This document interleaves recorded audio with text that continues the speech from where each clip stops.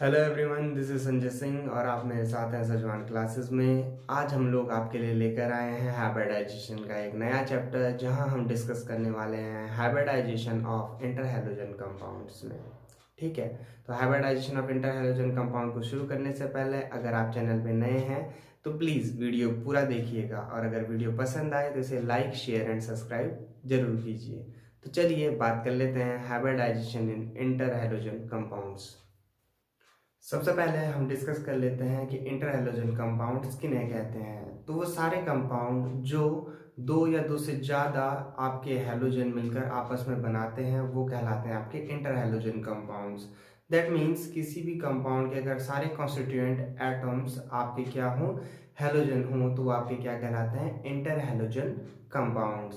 तो inter halogen compounds कितने तरीके के होते हैं? इंटर हैलोजन कंपाउंड हमारे नॉर्मली 4 तरीके के होते हैं। तो देखिए हमारे कौन से 4 तरीके के इंटरहैलोजन कंपाउंड्स होते हैं। हमारा पहला इंटरहैलोजन कंपाउंड बनेगा जो होगा XX1। ठीक है, जनरली एक हैलोजन जो दूसरे हैलोजन से बॉन्ड बनाता है आपका, तो इंटरहैलोजन कंपाउंड की पहली कैटेगरी होती है। यहाँ आपका पहला इंटरहैलोजन कंपाउंड है आपका ClF। क्योंकि फ्लोरीन बहुत छोटा होता है, इसी वजह से फ्लोरीन लगभग सभी हैलोजनों के साथ जुड़कर आपका क्या बनाता है, इंटरहैलोजन कंपाउंड। दूसरा इंटरहैलोजन कंपाउंड होगा आपका XX3। ठीक है, और दूसरा आपका फॉर एग्जांपल हमने ले लिया ब्रोमीन का BrF3। तीसरा होगा आपका XXY जो होता है आपका IF5। और आखिरी है आपका XX7 जो होता है आपका IF7। ठीक है, तो हमारे ये 4 तरीके के इंटरहैलोजन कंपाउंड्स होते हैं। अब हम बात करेंगे कि इन चारों तरीकों के इंटरहैलोजन कंपाउंड्स में हमारा हाइब्रिडाइजेशन क्या क्या होता है।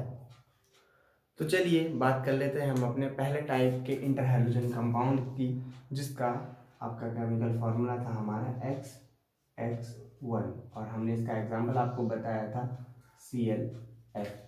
ठीक है, अब जब XX1 और ClF की हम बात कर लेते हैं क्लोरीन के फ्लोराइड की, तो इसमें हाइब्रिडाइजेशन क्या होगा। अब यहाँ पे क्लोरीन, आपको पता है क्लोरीन या किसी भी हैलोजन का इलेक्ट्रॉनिक कॉन्फ़िगरेशन होता है NH2NP5। ठीक है, NH2NP5, तो मैं इन्हें ड्रॉ कर लेता हूँ।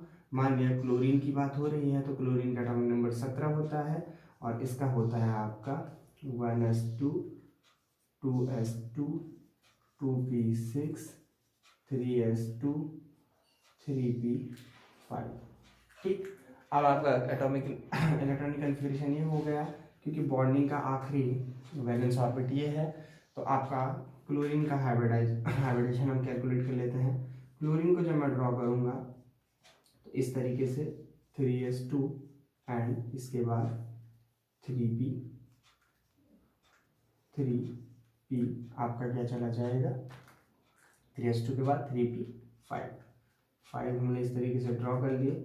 और क्योंकि इसके बाद 3d होता तो है, क्योंकि ये आपका थर्ड है, 3d होता तो है, लेकिन 3d खाली होता है, 3d में कुछ नहीं होता अभी। ठीक, अब हम बात करने वाले हैं कि जब एक फ्लोरीन आएगा तो एक फ्लोरीन एक ही क्लोरीन से जुड़ेगा और यहाँ पर जुड़ेगा, तो आपका क्या हो गया, क्योंकि आखिरी कौन सा जुड़ा, p ऑर्बिट, और हम यहाँ से यहाँ तक सारे ऑर्बिट काउंट करेंगे जो हाइब्रिडाइजेशन में बॉन्ड बनने वाले से पहले होते हैं। दैट मीन्स यहाँ से यहाँ तक रिडिस्ट्रीब्यूशन ऑफ एनर्जी होगा और हाइब्रिडाइजेशन होगा। तो आपके कौन कौन से ऑर्बिट काउंट हुए, S, दूसरा P, तीसरा P, सॉरी पहला P, दूसरा P और तीसरा P, टोटल क्या हो गया आपका sp3 हाइब्रिडाइजेशन।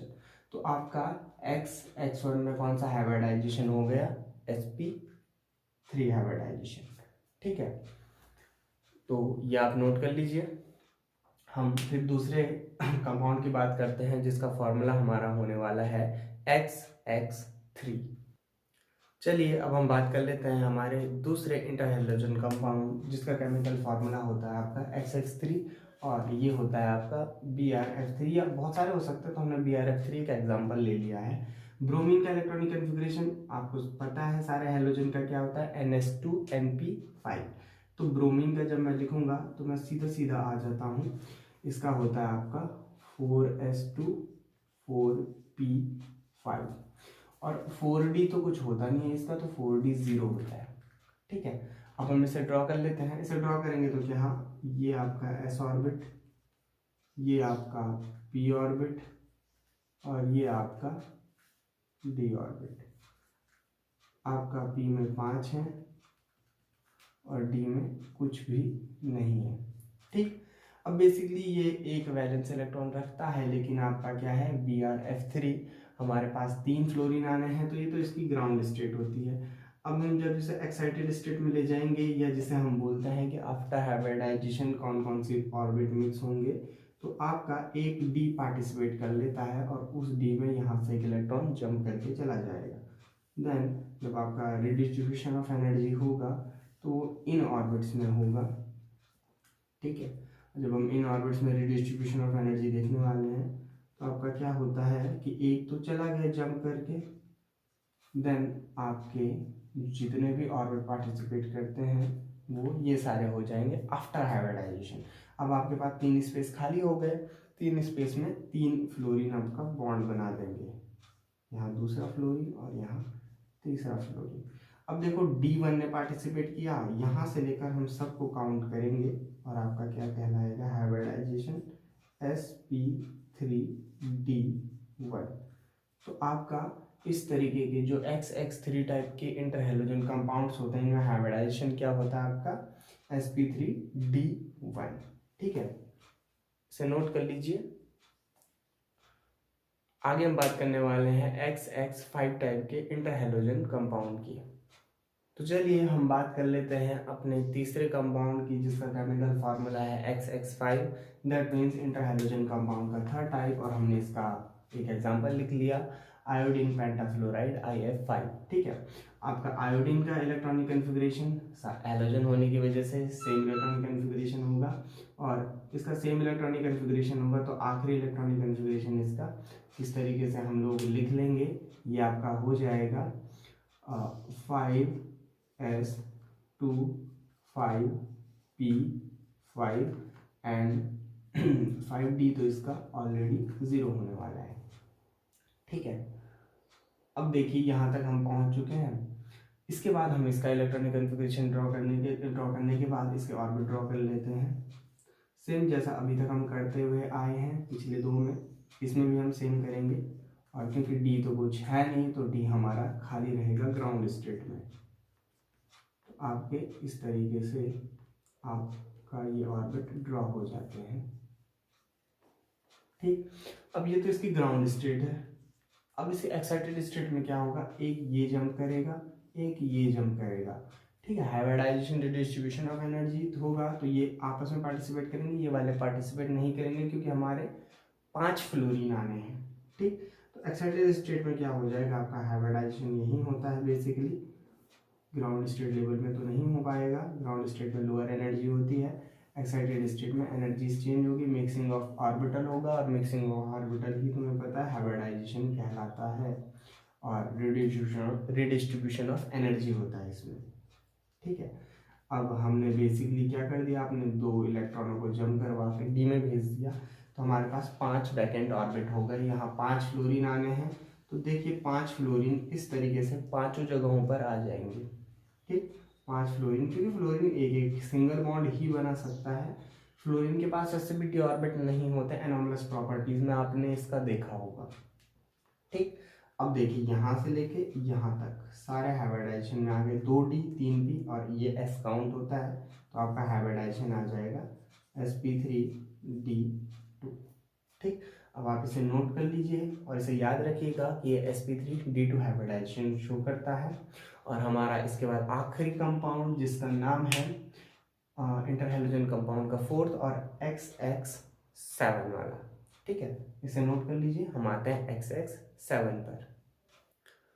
चलिए हम बात कर लेते हैं हमारे आखिरी कंपाउंड जिसका नाम है XX7, या हम इसका एग्जाम्पल ले चुके हैं IF7 का, आयोडीन हेप्टाफ्लोराइड। ठीक है। आयोडीन हेप्टाफ्लोराइड की जब हम बात करते हैं तो आपका क्या होगा, सेम आयोडीन यहाँ फिर से है। आयोडीन का इलेक्ट्रॉनिक कन्फिग्रेशन आपको पता है 5s2 5p5 5d, तो 0 होने वाला है। फिर से ड्रॉ करेंगे, देन फिर से ड्रॉ करते टाइम हम एस से ड्रॉ करना शुरू करेंगे। ये आपका एस, ये आपका पी और फिर से डी, ठीक है।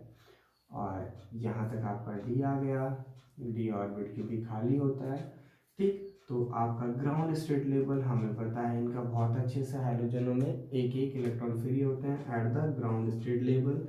एक्साइटेड स्टेट में क्या होगा, अब देखो यहाँ 7 आने हैं, देन 1 ये जंप होगा, सेकेंड ये जंप होगा और थर्ड ये वाला भी जंप हो गया, ठीक है। ये वाला यहाँ जंप हो चुका है और यहाँ रिडिस्ट्रीब्यूशन ऑफ एनर्जी अब टेक प्लेस होगा और आपके इलेक्ट्रॉनों का डिस्ट्रीब्यूशन भी फिर से बराबर बराबर है, हाइब्रिडाइज ऑर्बिट में डिस्ट्रीब्यूट होंगे इलेक्ट्रॉन। तो आपका इलेक्ट्रॉन फिर से डिस्ट्रीब्यूट होते हैं, एनर्जी का फिर से रिडिस्ट्रीब्यूशन होता है और आपके सिंगल इलेक्ट्रॉन डिस्ट्रीब्यूटेड हो जाते हैं यहाँ से लेकर यहाँ तक, ठीक। अब आपके पास 7 वैकेंट ऑर्बिट, या वैकेंट तो नहीं बोलेंगे, इससे अनपेयर्ड ऑर्बिट बोलते हैं। 7 आपके पास आ चुके हैं। हमारे पास 7 फ्लोरीन है, first fluorine, second fluorine, third fluorine, fourth fluorine, fifth, six and 7। अब यहाँ से लेकर यहाँ तक सभी ने पार्टिसिपेट किया इस बार और आपका हाइब्रिडेशन क्या हुआ, 1s 3p और 3d। ये थोड़ा सा अलग अलग है आपका, ये आपका क्या है sp3d3, ठीक है। sp3d3 आपका हाइब्रिडाइजेशन है और ये हाइब्रिडाइजेशन पूछा भी जा सकता है पेपर में, खासकर जो 11th-12th वाले हैं उनके लिए, ठीक है। तो ये पूछने वाला क्वेश्चन है, तो आप इसे नोट कर लीजिए और याद रखिएगा कि ये सवाल कैसे बनता है, इसमें किस तरीके से आपका हाइब्रिडाइजेशन पूछा जाएगा, ठीक। इसे नोट कर लीजिएगा। आज के लेक्चर में हम लोगों ने बेसिकली बात की कि इंटर हैलोजन जो आपके कंपाउंड्स होते हैं उनमें हाइब्रिडाइजेशन क्या क्या होता है। अगर आप लोगों को इसके स्ट्रक्चर जानने हो तो प्लीज़ मुझे कमेंट ज़रूर कीजिए, मैं इन पे एक छोटा सा वीडियो बना दूंगा कि इसमें हाइब्रिडाइजेशन में इंटर हैलोजन कौन कौन से स्ट्रक्चर बनाते हैं। और एक ब्रीफ के लिए हम जो विस्पर थ्योरी एक्सप्लेन करेंगे, ठीक है, valence shell electron pair repulsion theory, तो आपको उसमें एक ब्रीफ डिस्क्रिप्शन मिल जाएगा कि किस तरीके से आप किसी का भी स्ट्रक्चर डिटरमाइन कर सकते हैं हाइब्रिडाइजेशन के बेसिस पे, ठीक। तब तक के लिए मिलते हैं आपसे अगले वीडियो में, बाय बाय।